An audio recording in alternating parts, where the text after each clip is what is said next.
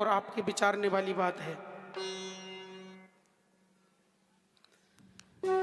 जब एक बिटिया या एक माँ या एक बहन कहीं लेट हो जाए, आ जाए या कहीं से अकेली गुजरे तो न जाने कैसी कैसी नज़र व्यक्ति डाल देते हैं। कभी ये नहीं सोचते कि मेरे घर भी बहन है, मेरे घर भी माँ है। जिस उम्र की वह, देखो माँ तो ये जननी एक हो सकती जो जन्म देती है, परंतु प्यारे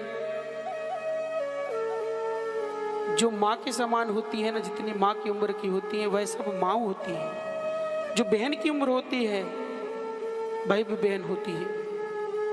नजरिए का नहीं, अपनी नज़र का इलाज करो। बोले कैसे कपड़े पहनती है? अरे तुम्हारी नज़र ही खराब है, तुम गंदे सोच के हो जो तुम एक बहन को नहीं समझ पा रहे, एक माँ को नहीं समझ पा रहे। इतने गिर गए, इतना आजकल सुनने आता है महाराज कि 4 वर्ष की बच्ची के साथ, 5 वर्ष बच्ची के साथ दुष्कृत्य हुआ।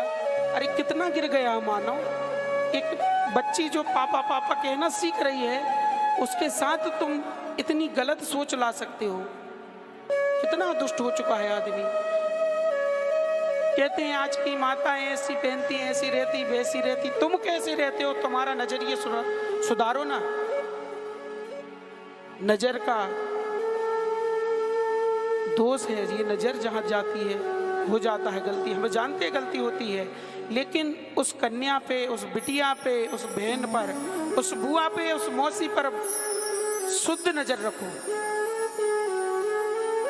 नजर का बड़ा दोष होता है। समाज इतना बिगड़ गया है, टेलीविजन ने, ये मोबाइल ने इतना बिगाड़ दिया, इतने गंदे ख्यालात आने लगते हैं लोगों को कि अकेले ज्यों हुए और इनके हमारे अंदर गलत विकार अपने आप उत्पन्न हो जाते। क्यों? क्योंकि जैसे सुनोगे, जैसे रहोगे, जैसे देखोगे वैसा होगा। एक कन्या या एक बिटिया, एक माता जैसे बाजार गई और बाजार से जब लौट कर आई 8-10 बज गए, तो ये समाज इतना गंदा है कि उसको गलत निगाहों से देखने लगेगा, कि ताना मारने लगता है उस बहन को, उस माँ को।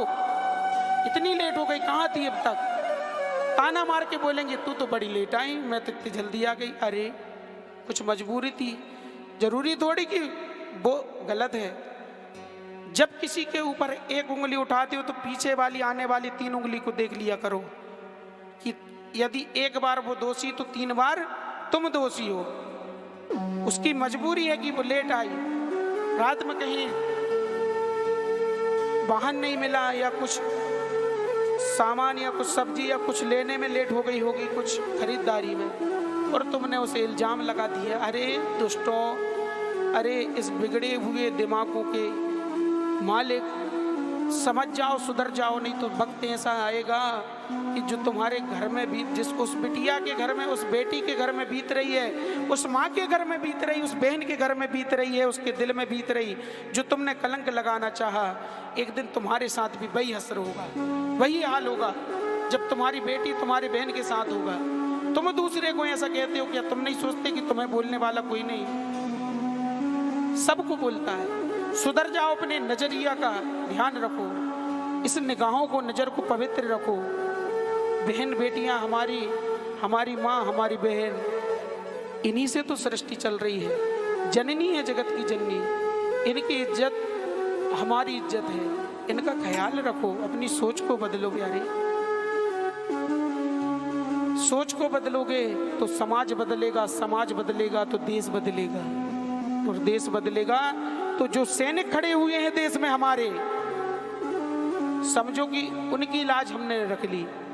देखो सैनिक कितने वहां पर खड़े हुए हैं, कैसे कैसे अपनी माँ बहन की, यहाँ पर माँ बहन की चिंता में खड़े हुए कि हमारी माँ बहन, हमारे भैया सब सुख से रहें, इसलिए तो बॉर्डर पर खड़े हैं।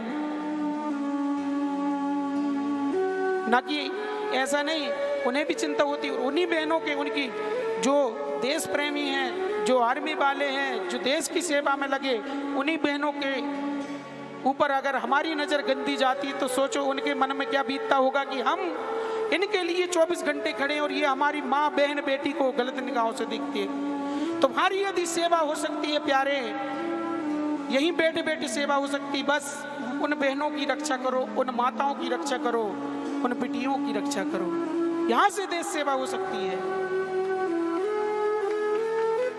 क्या दूसरे की बहन, क्या हमारी बहन, यहीं से सेवा करो। देशभक्ति यहीं से हो सकती। अरे समाज सुधरेगा तो देश सुधरेगा ना। हमारी नजरिए का इलाज ही नहीं। कोई बहन ने कपड़े ऐसे पहन लिए, बड़े टीका टिप्पणी करेंगे, अरे उसने जैसे पहन लिए तेरी नजर तो सुधार ले, दुष्ट तू कितना कुकर्मी है, कुकृति है। उस तेरी माँ जैसी बहन को, बहन जैसी माँ जैसी उम्र की वो स्त्री को तू गलत निगाहों से देखता है। सोचो उस आर्मी वाले को जो बाहर सेवा कर रहा है, क्या बीतती होगी प्यारे। नजरिया बदलो, संकल्प लो मन से कि हम अपने नजरिया को बदलें, यहीं से देश सेवा हो सकती है। वहां वीर गति को प्राप्त हो जाते हैं, यही सोचते सोचते हमारे जवान कि हमारी माँ बहन सुरक्षित रहे। और यहाँ पर भूखे चीते के समान खाने को बैठे हैं। जो अंदर से रहता व्यक्ति वो बाहर से नहीं दिखता, अंदर से कुछ और बाहर से कुछ और। सोचो तो कुछ इस देश के बारे में कि इस देश की कितनी बड़ी बदनामी होगी। उनकी लाज रखो, उन जो रक्षक हैं। कहो भारत माता से कि हम भी आपके साथ हैं। बोल भारत माता की।